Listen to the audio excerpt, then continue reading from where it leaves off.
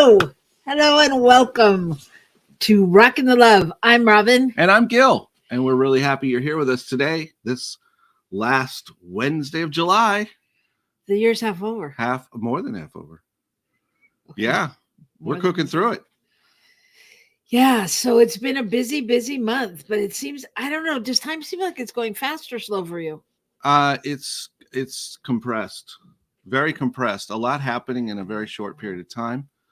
And I'm actually getting more done. So that's a good thing. That's a good thing. It is a good thing. And you're sleeping more. Yeah, and I'm sleeping too. It's all good. It's all good. So we're happy to have you here today on Rockin' the Love. We're here to talk about relationships and those kinds of things. This month's topic is what? Freedom. It's freedom.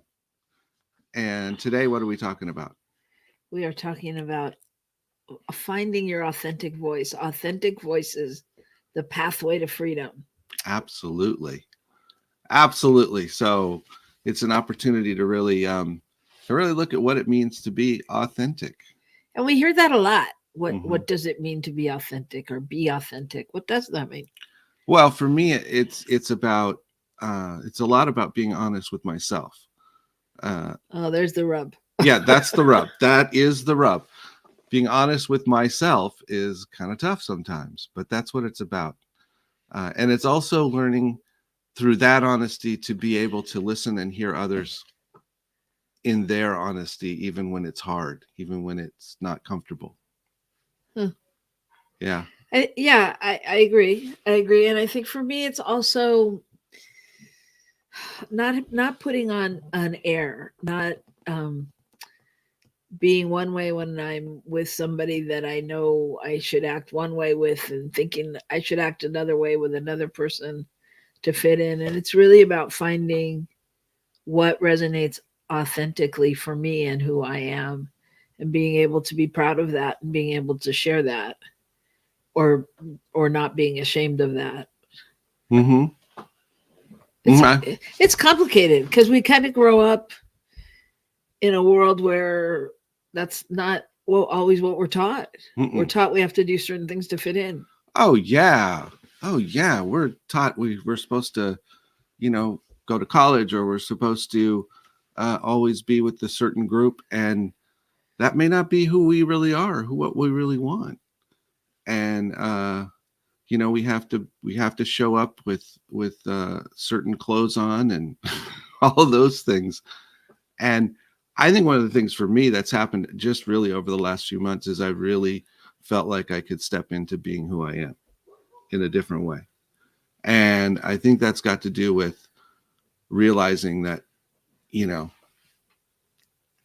I am who I am, and that's it. That's what you get. And as long as I continue to grow who that is, then I don't have anything to be ashamed of. Yeah. And I think also, nothing personal, but at a certain age, you go, this is it. It's not, you're not going to be a rock star. You're not going to be, there's certain things you just let go of, right? And you go, what's really important to me? And you find that and you pursue it, hopefully, right? And that's kind of what you did. You went, okay, I'm not playing small anymore. I'm going to do what I came to do. I was going to say, it's not so much about letting go, for me at least, of letting go of the old stuff, but stepping into what's really there. True. Yeah, I am a rock star. So are you. So speaking of what's really there, we know you're out there. We see you. So please talk to us, share with us. I know that our guest today would love feedback and support. In you typing in the chat, make sure you like our pages. You can go to our website at rockinthelove.com and just let us know you're here. And it was great last week. We had guests on talking about the Chapala conference in Mexico. And there was comments afterwards on YouTube from people that have been to the conference, and someone else that told us that there's more practitioners than we know about, that there's one in Honduras and other parts of Latin America. So you all are a wealth of information for us as well. And so I'm welcoming John, who says that's why he tuned in, is to see authentic rock stars. Rock on. Okay. Anyway, enough of the madness. We're going to our segment, and here's the good news. Da, da, da, da. We just thought in a world where there's not so much good news all the time that we should find it, whether it's in our personal life or out there in the world. So if you have some good news, share it with us. You got something? I do. I got something, and I think it's kind of funny. I was trying to figure out how to couch it, but I saw an article that that Tibetan sites. What's the word I want? Now I can't think of it. Historic sites, not historic sites, but cultural important sites. And I can't think of the right word. Point is, they have decided to not allow TikTokers to do videos because they're annoying. They're a nuisance.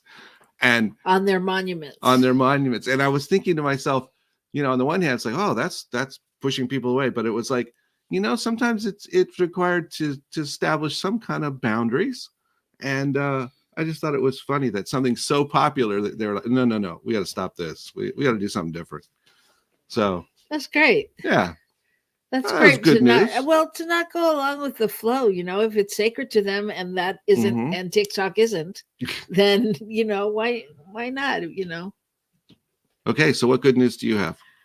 Oh, well, there's this 25-year-old pizza delivery man who had a fight with his girlfriend, and it was a bad fight. He got really upset. He left her house and he went out to drive, and he was like just driving around crazy. And you haven't gotten to the good news yet. And he saw a house that was on fire.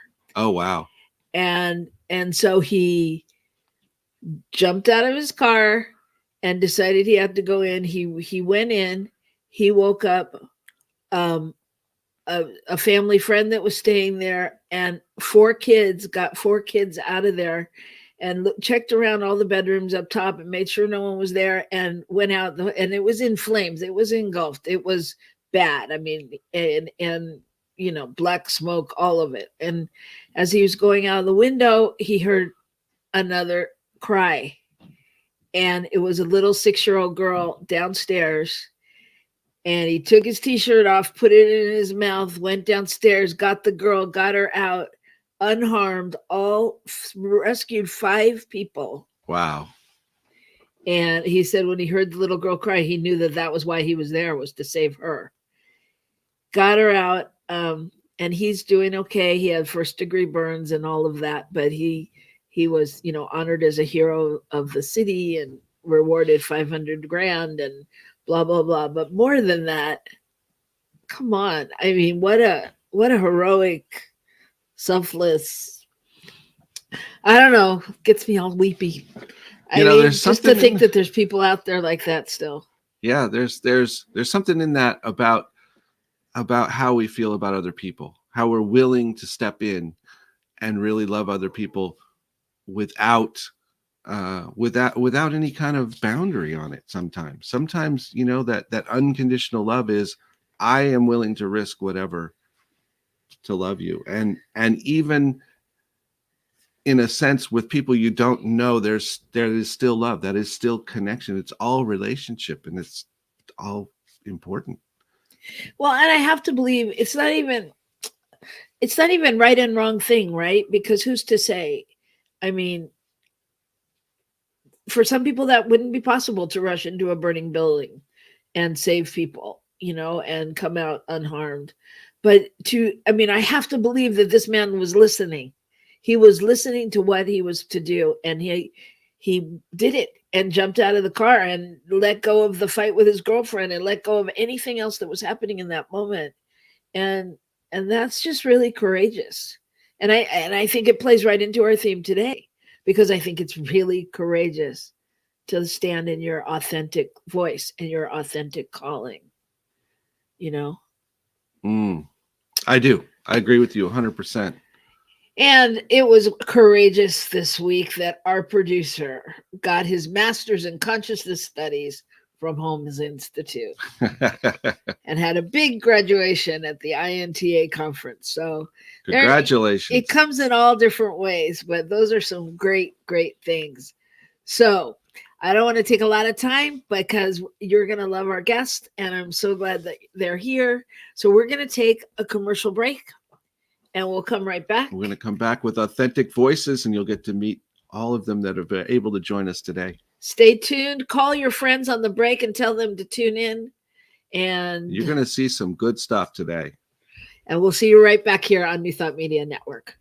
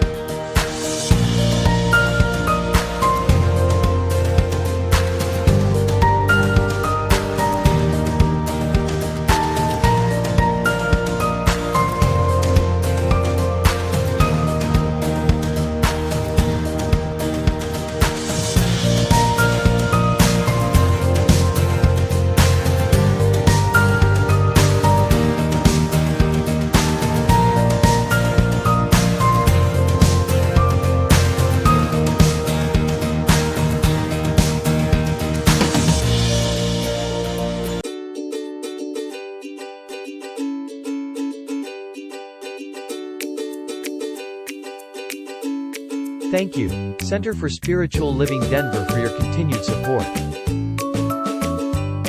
Thank you, Center for Spiritual Living Midtown Atlanta, for your monthly contribution.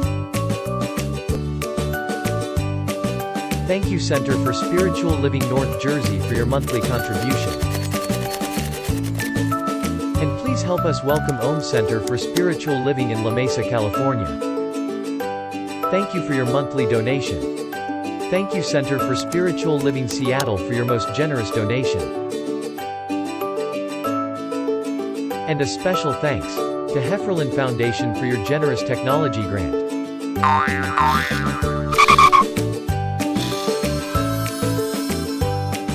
And Suze Ajit, thank you for your very generous donation. And a super special thank you to Dr. Tracy Brown, RSCP. Thanks for being a super donor. And a big shout out to all our committed donors.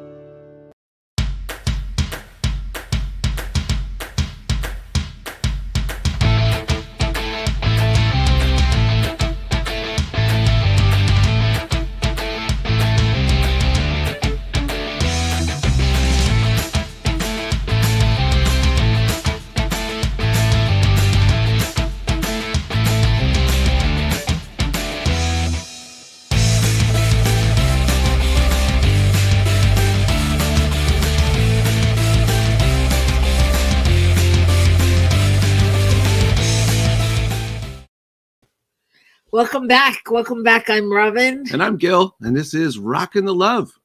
Yes. And we are here to rock the love today with authentic voices.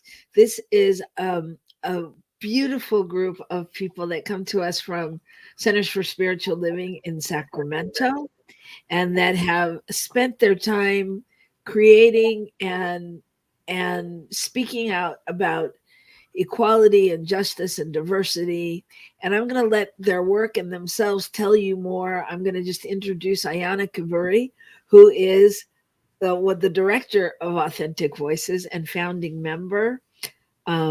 She's just found a place to connect her passions in achieving racial equity and performing arts. And she is a self-proclaimed artivist. You're my people. I always say that. Not her. We are artivists. Ayana began performing theater and dances at the age of 5. So she'll be able to tell you lots about her and about everything. But without further ado, welcome everybody. Thank you. Thank you so much for having us. So Oh, I have a quick question. Can we be talking at the same time? So we can have No. that. Great. I just wasn't sure how that worked. Yes. Yeah, we're so happy to be here, Robyn and Reverend Joe. We just feel that this was a good connection from the very beginning. So we're excited to have the opportunity and be with you today. Our name is Authentic Voices, Our Stories. Authentic Voices, Our Stories. And so we're going to be, we are a readers theater group. So usually we're on book, meaning we have a binder in front of us. So we're not memorizing lines. So you'll notice that when we do the performance today, we might be looking a little bit to the side, but we'll be going back to the audience, looking at that camera in the middle there. Because normally we have a book when we perform it in a venue where we're walking around chairs and we're singing and moving. So this is a little different. We're exploring a new venue, and I'm really happy to have the opportunity to do that. I want to introduce the cast members. I won't do the introduction, but I'll just call your name. Please introduce yourself and share just a teeny bit about you from your bio. I'll start with Louie. Hello, everyone. I'm Louis Gonzalez. I am the team director at Centers for Spiritual Awareness, West Sacramento. I'm in grad school to become a clinical school counselor, and I love pop culture and I love racial and educational equity. And yeah, that's a quick snapshot. Thank you, Louie. I'm so glad you. And he's a great teen advisor too. Yes. Yes. Yes. Thanks, many talents. Many talents. Jerry, would you please introduce yourself? Yes. Hello. My name is Jerry Walker, and I am a spiritual practitioner with the Center for Spiritual Awareness, our home church. I am also the newest ministerial intern. I'm going to Holmes Institute, hoping to be completed with that in 2024. And I'm just really excited to be here. Thank you. Thanks, Jerry. Thank you. And Jeanette. Hi, Jeanette Egan here. I'm a longtime member of the CSA, Center for Spiritual Awareness in West Sacramento, longtime educator, and I'm beginning a more concentrated efforts with racial justice. I was involved in a habit building challenge that our church held, and also do circle keeping with the discussions that we have with things like 100 conversation cards, bringing lots of resources to the folks like you. Great. All right. That's fantastic. So just a little history. How did you start this? Where did it start? Was it just from a passion, or was it based on an inciting incident, or? Yeah, maybe we could say that it was a little bit of all of that, but I will say that I've been a member of CSA in West Sacramento, Center for Spiritual Awareness, since 2006. And when I was approached by Reverend Georgia, the most recent retired pastor of the church, who founded the church, and after 25 years, I believe, just retired. I know it was more than 20 years. She approached me and asked me and a few other people if we'd be interested in participating in a readers theater group. And I didn't know what that meant, but I knew it meant being in front of people, and I knew it meant being creative, and that's all I really needed to know. And then I learned over the years what readers theater really is. So she pulled a lot of people together, and she wanted it to be impactful because of her experience working in lesbian issues and women's issues, readers theaters with those areas of focus. She wanted this to be about how we can spread the message of oneness through honoring the differences, right? So a lot of people don't want to talk about differences because they think they're going to step on people's toes, but actually we honor each other when we honor the differences. And we also have a philosophy that in our church that, we give out love. Everything's a call for love or an expression of love, right? No exceptions. So for us, this is an opportunity to dig in, tell our stories so that we can gain understanding and we can spread really love and the sense and the spirit of oneness for anyone who's going to listen to us. So we started there. The interesting part of coming up with the stories, however, is that we were challenging ourselves with, when's the first time you felt different? When's the first time you felt uh, shame or embarrassment about some aspect of who you are?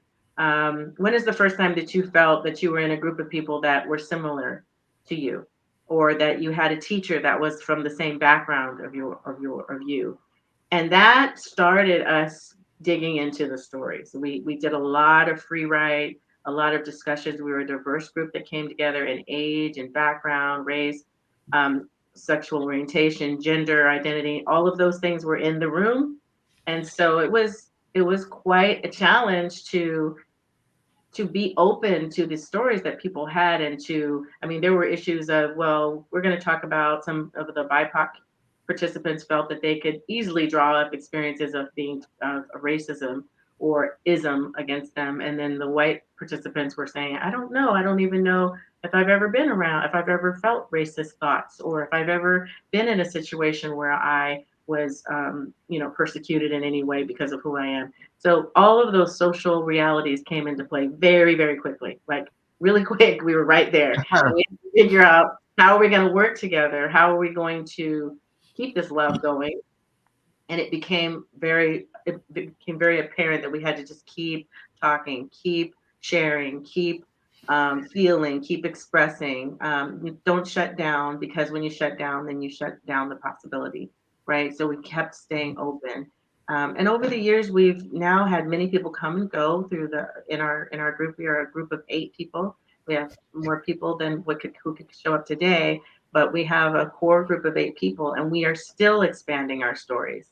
And I think that what's so unique about, so we did the stories, we got the stories together, and then we started sharing it at CSA. We did several performances within our own church, our own community, and it was very well received.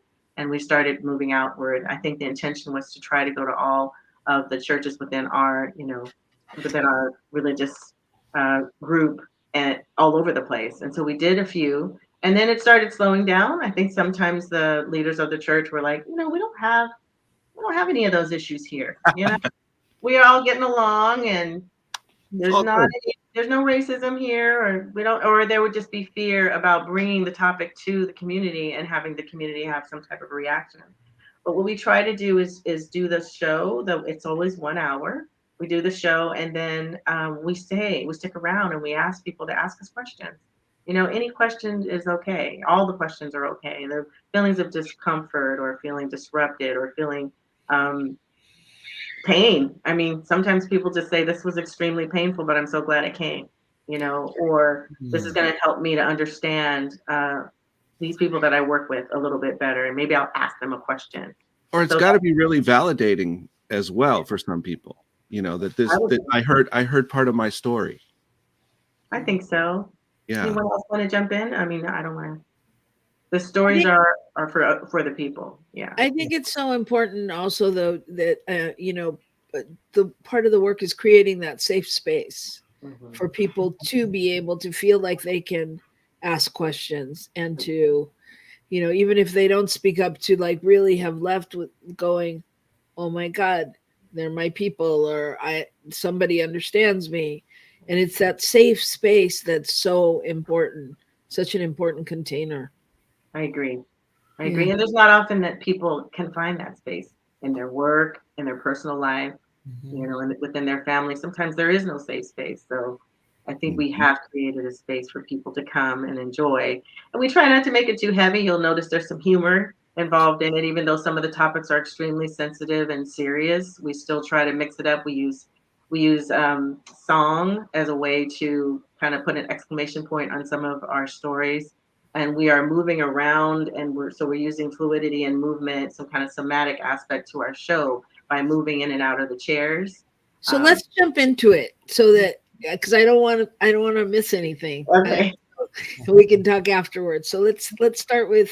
Let's do the first one. Okay. Well, thank you. So this first piece that we're going to do explores the harm of racist actions and the pervasive consequences. The title of this is Blackface. And you'll also notice that you get a chance to open your mind, because you might see a Black person portraying a white person, a female for a male. The the parts are interchangeable. So that'll be something to adjust to and be open to. I confessed to a longtime friend who happens to be white. What I shared with her stunned her. I told her that I wore blackface when I was in high school. You mean you put shoe polish or charcoal on your face to depict a Black person? Yes, black paint and all on my arms too. Okay, I need to hear the whole story. What exactly happened? Okay, so it was 1979. My whole high school in Angels Camp was doing a reenactment of the Constitutional Convention. My assigned state was Georgia. I dressed as a slave, and my friends dressed as KKK members. Ooh. Didn't you learn anything about the history of African Americans, Blacks in this country? No, all I knew about Georgia is that we're slaves there. I didn't realize that what I was doing was wrong and how I contributed to the racism that exists in every aspect of our society. Okay, but didn't any adults tell you that what you were doing was wrong or speak to you about it? No, I don't remember any guidance on this from the teachers. My parents didn't even know or pay attention, and it got much worse. Much worse? How? Well, at the mini mart after school, my KKK friends were chasing me around the car as a Black family drove up. And of course, they had looks of horror on their faces. I was so ashamed and I wanted to explain, but there was no explanation. Whoa, that is so messed up. I know, I have felt bad about it my whole life. Okay, so what are you going to do to fix it? Fix it? It was 40 years ago. Listen, I can't tell you what to do, but you need to do something. You need to even up the scales a little bit, clear your ledger. Maybe donate to a group that promotes education on critical race theory, possibly like the Southern Poverty Law Center or something. Oh, I like that. I can make an anonymous donation and support their education materials. And I can do some research for something more active so that no other kid has to grow up clueless like I was. Sounds good to me, as long as you Do something. Thank you. Thank you so much. Wow. And now these stories are all true stories Yes. written by people. Yes, written by people, and this particular one was written by someone who, that joined the troop and really just wanted to share and offload this experience. And so a lot of times what happens is it starts as a seed thought, and then it gets workshopped with the group. So, part of the process is also staying open to feedback and fine-tuning the story, and they're always evolving. Even to prepare today, we've kind of moved some things around, so they morph, but they are all from someone's experience. Yeah, I just think it's really important to reiterate that because, sometimes people hear stories and they're like, that couldn't have possibly happened, Absolutely. and that's not the truth. That's not the world we're living in. Yeah. Well, I think what struck me in this particular story is there have been so many examples of the immediate cancel thoughts when someone shows up with this in their history. Mm-hmm. And this was more of a really trying to understand and somebody honestly saying, I was a kid and dumb and I didn't know. Mm-hmm. Yeah. I mean, we can't all know everything, right? No, I don't think, obviously we can't. We're evolving humans. And I just think that part of what we've created with our group is that we can start with that conversation as, with the ignorance, but we have to go into accountability. Right. So we take accountability for all of these experiences, even if they're experiences that are really harmful to us, because we believe that with our thinking, we can change our reality. Gary, did you want to say something?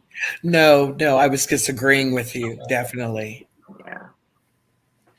Well, and I think the other thing that's important is that it, the experience doesn't go away.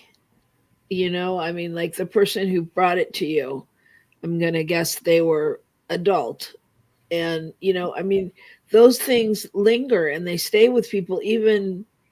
I mean, even those things like we did when we were little kids that we know were wrong, that you may have never confessed about or whatever. I mean, it's like so it's great to really be able to get it out and then really to be able to do reparative work. I Exactly. mean, to Amen. And also, take sorry, responsibility for it. That's all. Yeah. it's really important for young adults to see adults admitting that they are not perfect and they have done things currently in the past that are wrong. And so this is so important to, like, we all mess up, we all get out of graces, but talking about and learning from it and then taking accountability, like Anna said, is a huge component, and we have to role model that as adults. Yes. Absolutely. And Yeah, this is still a topical issue. I mean, this is happening. This has one of our cast members shared a story that I guess in Paris there was a production. I don't know. Can you share, Jerry? Well, there was a opera in Paris. I guess a week before, an African American opera star was coming to perform a concert, and when she found out about it, she said that she would not be able to participate Yeah. in that particular event because of what happened the week prior to, and she was just shocked that the idea of blackface was still being used in the opera format. So it's still affecting people even Today, and this was not long ago in the news. No. So, Right. All right. Let's go to the next one. all right, great. So this next piece is a shorter piece, and it's a little bit more humorous. This is a piece that describes an experience of racial stereotyping. And it's entitled Music at the 9 a.m. Service. We have two services at my church. Our 9 a.m. service is quiet and introspective. The 11 a.m. service has a band, lots of music, and a livelier presentation of the sermon. There's this young African American woman who only comes to the 9 a.m. service. Once, as she was leaving, I asked, "Wouldn't you enjoy the gospel music at the 11 a.m. service?" As soon as the words were out of my mouth, I knew I had just said something very racist and offensive. Fortunately, she was satisfied with just giving me a look like I was crazy. And she still comes to that 9 a.m. service. Amen. Amen. Amen. Amen. Amen. Amen. That's wow. That's one of those great examples of things where just not being tuned in to where other people are. Not at all. Right. Not at all. And it was an innocent, that's the other thing about this whole race relations or just relations is that you take a step sometimes and it's the wrong step. You're not intending. So intention is not the issue. Usually it's the impact that is the issue. So if people are doing things out of their natural process or their natural thinking, they're not necessarily identifying it as trying to be harmful. But we have to pause and think about what is the impact to that individual that you just harmed. Or if was there a harm? And then you have to go back and and retrace your steps and understand why you said it, where it comes from, what was in your head, where were your biases and all that kind of thing. So it is something, and we dig in. I mean, we dig into this. Is a story that was a real story, a real action from a leader in the church. And so it was getting the story out was hard because this is an individual who didn't want to believe that they had that in them, right? That's a lot of what happens in this process is it's giving space for people to dig in and pull it out because our first instinct is to say, I'm not that person. I don't do that. I am different. I'm more evolved. But if you tease apart all these different aspects of what we do, everybody can fall into the trap. Everybody can do that. Yeah, everybody. And I think that's so poignant. I think there's that it's it's twofold at least. There's that part, and then there's also the part of people who really don't know who really don't understand and think they're, you know, being kind to let the person know there's gospel music, you know, and it takes me back. It takes me back to one of my stories in elementary school, well, high school, when somebody, one of my friends found out I was black, and she was like, and I was going over to her house for dinner, and she went, "Oh, would you like fried chicken and watermelon?" Oh my gosh. And and of course my African American friends were outraged. They're like, "Oh no, she didn't. Oh no," you know. And I'm like, "No," but I really knew what I knew was that she didn't know. Yeah. That she had heard this from her parents, she had seen it in a movie, she had whatever it was, you know, and that's like where our opportunity comes to educate, Yes. because it's like, no, we don't all like fried chicken and watermelon, and we don't have to eat that at every meal, and just be, you know what I mean? And Yeah. it's little things like that, because people sometimes, I'm not saying in this particular story of yours, but sometimes really think they're doing a kindness, Absolutely. you know. Absolutely. It's an Well, interesting and learning point. once we start learning about microaggressions and how painful they can be, it gives us an opportunity to start recognizing that in ourselves and start making changes, or even sometimes white solidarity is a problem for me. Like, I don't want to tell a white person, well, I heard a microaggression in what you just said. Mhm. It's a thing to fight against and get the courage to share that, not in a way of calling them out, but in a way of calling them in to the Mhm. process of growth. Mhm. Yeah. Amen. Yeah, that's a lot of what we're trying to do here. I really love that she said that. Jeanette reminded me of that statement. That is the thing. We have a couple of stories that we didn't bring today, but one of them is about stereotyping around Black women being angry all the time, which I'm sure you know about, Robyn. You know, this is a common stereotype that we don't have like a range of emotions. We're either like super passive or we're always angry. And so when one of the aspects of that story is we're calling in the audience to understand how painful and hard it is to have good conversations and real interchange when somebody has already established this stereotype and bias about this individual just by who they are, what they think they are, not what they really are, right? And so we do that a lot. But there are a lot of stories actually like that about just questioning the bias Yeah. and disrupting that solidarity that Jeanette was talking about. We have to say something. Yeah. Yeah. Yeah. Beautiful. I mean, you know, it's all an entry point. It's Yeah. great. So, Start of a conversation. Yeah. You want to go to okay, the next one? I do. Okay, so this one I need to prepare you for. This one for the audience, for you, and for all of us. Really, we always feel this story. This is a real story as well, and this one explores child molestation and neglect and negligence. It's called "When Uncle Ralph Came to Town." The day began with the house and the family all in a flutter because Uncle Ralph was coming to town.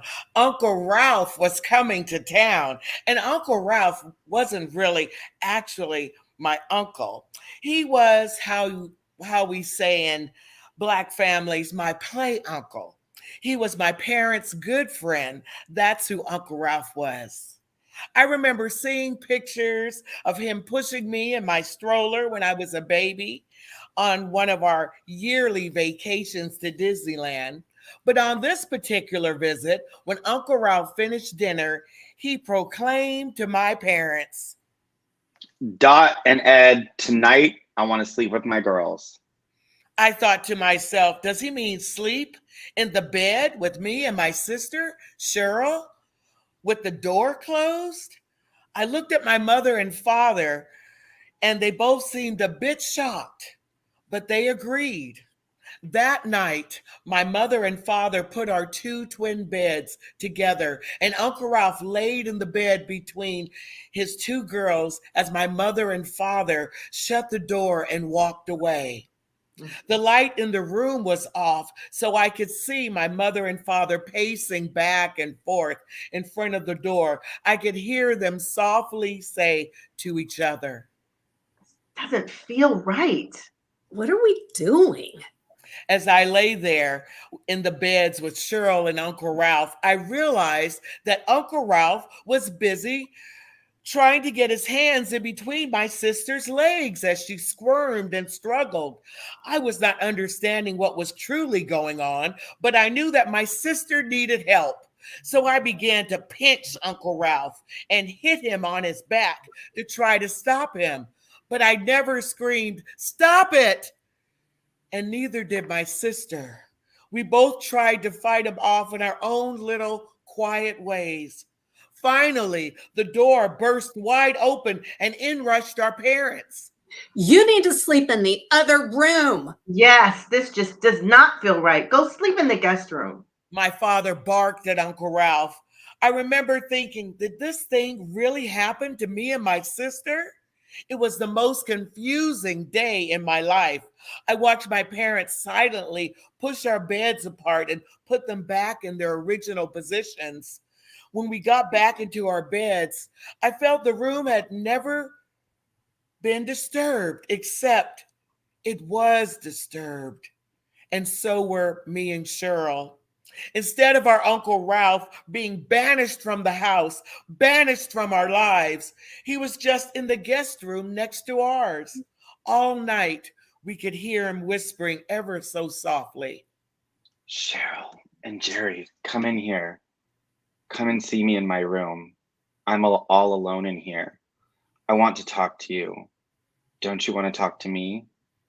Don't you want to see your Uncle Ralph?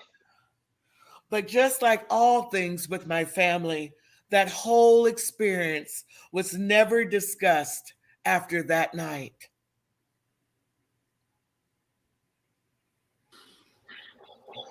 Wow. We warned you. Yeah, it's a lot. It's a lot. It's a lot. What immediately came up for me was, and I'm sure Luis has some similar and was witness to some of the same things, but some of the things that the CSL teen camp that kids shared was so intense and deep and disturbing as this. And so I know it continues to happen.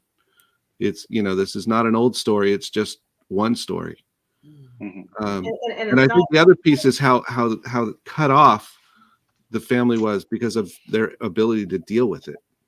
Exactly, because we know that hurt people hurt people. I'm sure their parents, this individual's parents, loved their children, loved this man, and this individual who shared the story with us, indicated so that my parents were loving people, but in that moment, they were not able to overcome their own issues to protect their daughters from this man who was clearly intending to violate them. And the story this happened in such a way that I just want to share it. This individual came to the group, brand new to the group, and said, "I have a story," and then laid this on us, and we were all like, everyone was just like, "Wow, how could this come out so easily?" But obviously, this person wanted to get this story out and was willing to offer this to us, and we have been embracing that individual the entire time because we know that every time we do this, it probably brings up things for them. But it's a cleansing, it's a healing. They're very ferocious about the fact that this was my story and I'm telling it. And I have to share that when we do this and when we perform this, multiple people say, I can't believe you're doing this, but I'm so grateful. I resonate with that. I resonate with that. I'm still processing things that have happened in my life. Probably 50% of the people that I know, women that I know, have been abused, and several of the cast members have shared that that's happened to them. So I know it's very common, especially when young people, just the parents don't have the tools to protect them. Oftentimes it's just they're doing their life, and that's where the forgiveness comes in. People are doing the best they can at the time of the consciousness that they have. They're doing the best they can with the consciousness that they have at that time, and so are the children that are victims. We're doing the best that we can with the consciousness. One thing that came out of this story is this individual who wrote it indicated that they're still upset because at some point they tried to tell the uncle, "You just hurt me, don't hurt my sister." And they put themselves in harm's way to protect sister. That happens a lot too, because that's a little child's mind trying to do the right thing. So Trying to this one is definitely something that I think we're so grateful that the individual is willing to share it, because it has resonated with so many people in our audience. It was a big gift for us. Well, and I'll tell you, um, uh, again, speaking from my own experience, I think that I didn't think I was ever molested. I never thought that until like 2 years ago. I was in like a body work session, and it was like a cranial, whatever it's called. Something to do with your head, sacrocranial. Yeah, and all of a sudden, what came up was a story that I told over and over about when I had it was summer. I was with my cousins. We were like hitchhiking to the beach. Went to the beach. The car stopped, put me in the front and them in the back, and I was in between two guys, and they were putting their hand in my bathing suit underneath. And all of a sudden, I realized in the session, I was like, "Oh my god, that's molested." I mean, I always thought like, "Oh yeah, that doesn't really count." Mm-hmm. That's not it's not a big thing like people that have real trauma, and it's like I think it's also an opening, like any story, how it opens you to realizing that it doesn't have to look the same. It's not necessarily what you think. I mean, but someone touching you inappropriately, period, end of sentence, is being molested. Exactly. You know, And they're in need of healing. At some point, there's people that block it completely out of their awareness, their consciousness. They just block it out until one day it kind of comes back when they're older. At times, I've seen that happen. But I think what that does is it starts a conversation about protecting children, one, and also we never know what shoes people are walking in. And when we're having a difficult relationship with someone, you don't know all of the iceberg that's underneath. We have no idea unless they're willing to share it. So just getting into the practice of sharing what's real for you internally first through journaling and any other way that you need to do it. For me, it's through somatic work, dance, movement, singing, anything that's, kinesthetic in a way that helps me to connect. Hearing this story might be the beginning of somebody's healing, and that's what we hope. absolutely, absolutely. I have one quick question. Mhm. Luis, do you want to comment on any feeling or whatever of playing that part in there? Yeah, it's definitely uncomfortable. I think we've done it live 3 times and it got less uncomfortable. It's still uncomfortable. And we were sharing when we practiced not too long ago. It feels really awful being this nasty person on camera. That was like a whole nother layer of like, it's just not in the moment. Like we're on a recording, like there's people watching, people can access it. And I just like had to stand in my own truth, like knowing what's true for me. And like, obviously I'm not this nasty person. And my brief uncomfort with it is okay because it's sharing a true story and it's like holding space for someone. And so, yeah, it feels gross. I didn't like it, but it's something I'm more than happy to do just because it is someone's truth. Part of my direction to Louis was always knowing Louis's consciousness and the time that I've known him. I know this is, it's acting. Okay. But one of the things I was sharing with him, we just, in fun to try to bring levity. We were like, you just got to get creepier with your voice. You just got to get creepy, more creepy. We need more creepy, Louis. So that was some of the things we worked on, and we checked in sometimes like, okay, when we're talking about somebody's stories, is that okay for us to be funny at this moment? And, the individual will say, I'm good, or no, I'd rather not. We really try to hold conscious space for our people in this because we know we're just representatives of the people that are coming to see us. So we have to always be conscious of what we're doing and how we're reacting. And, so we check in a lot with each other. That's great. That's great.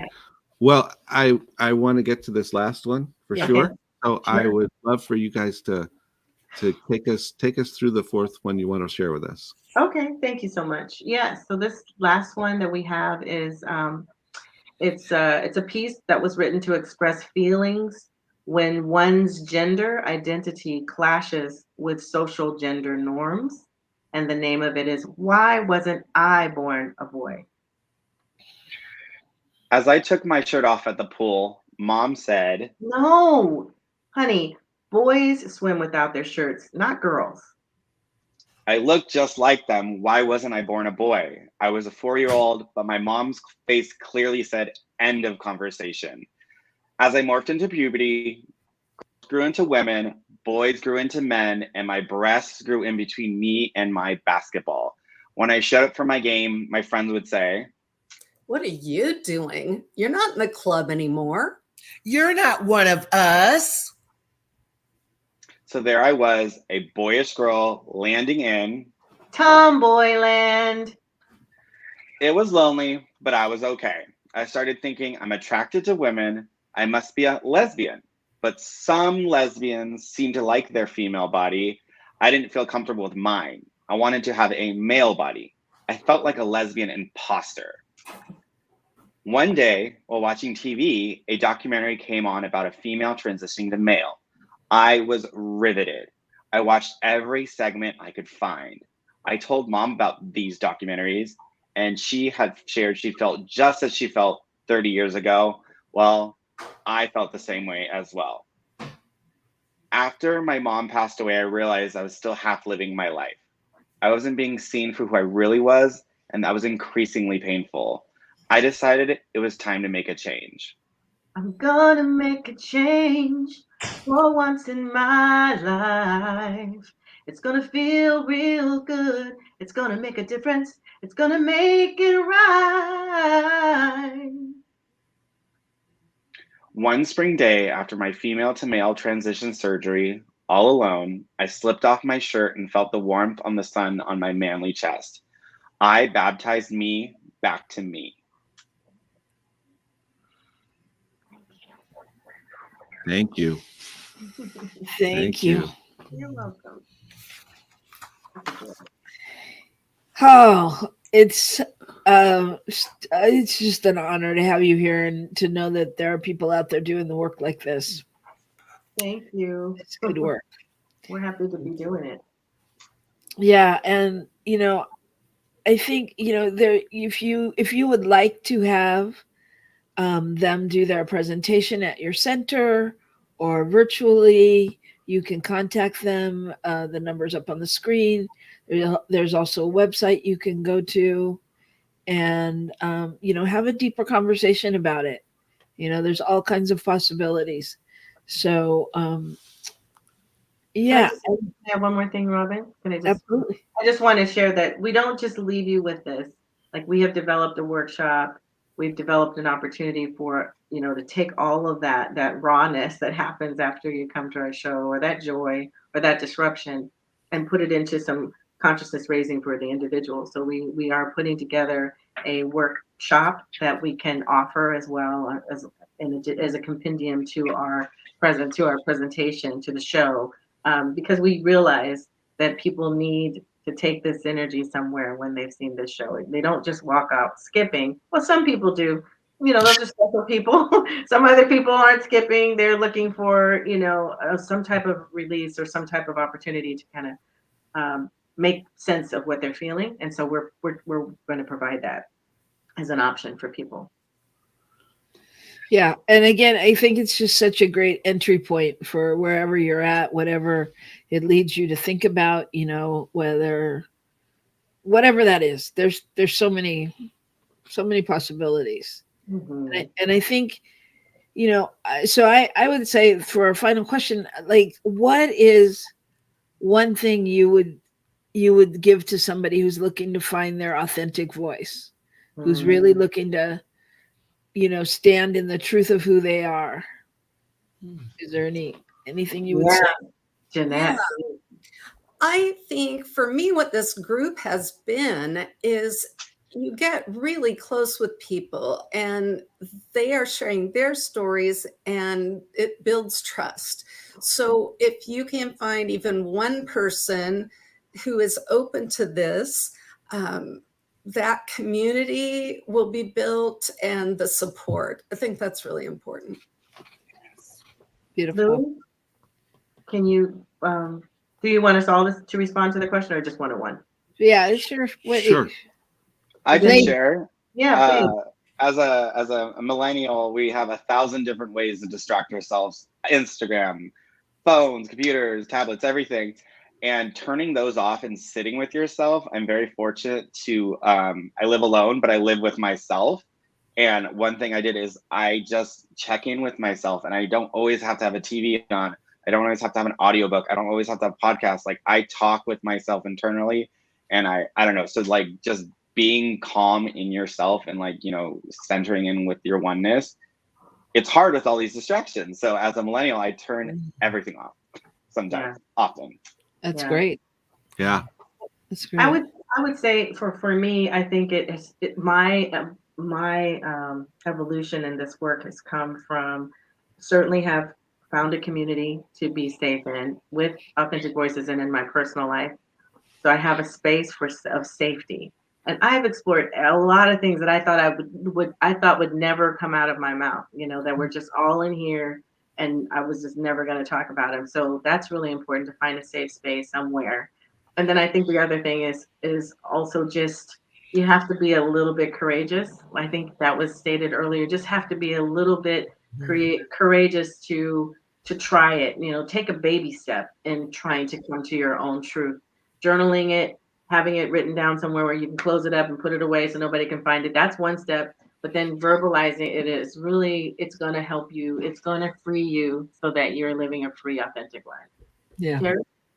The only thing I would like to add is that this experience with Authentic Voices has allowed me to share myself with others and to be vulnerable, to feel comfortable sharing my stories and knowing that I'm sharing it in a space that's loving, that I'm going to be loved upon, and it's really helped me to integrate this feeling of knowing that I'm in a safe space. So Yeah, it's been wonderful.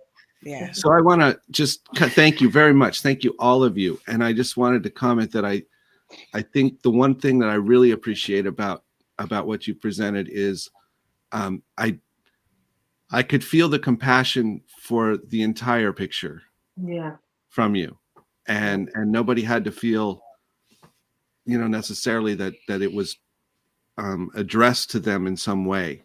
It was just pointing out people's experiences and being with that, and I appreciate that a lot. Thank you. so thank you. And I just want to add to that, I think one of the things is not being afraid to be alone, and yet knowing that you're never alone, but not being afraid to be alone and get to know your authentic voice, and that there are people out there in all different communities and places and that you can talk to. So I'm just so grateful, so honored. And if you like the work we're doing here at New Thought Media, we'd love it if you donated to us at newthoughtmedianetwork.org. We've got a lot of exciting things coming up that we'll be talking about soon, and we want everyone to be a part of it. So thank you so much to Authentic Voices from Centers for Spiritual Living and Center for Spiritual Awareness. Spiritual Awareness in West Sacramento. Yes. Thank you so much for coming, taking your time, being on the show. And for everybody, we will be back next week with Rockin' the Love, and we will be beginning August, which is our month of Summer Loving. There you go. All right. So come back. All right. We'll see you next week, y'all. Thanks so much. Keep on rocking the love. Bye.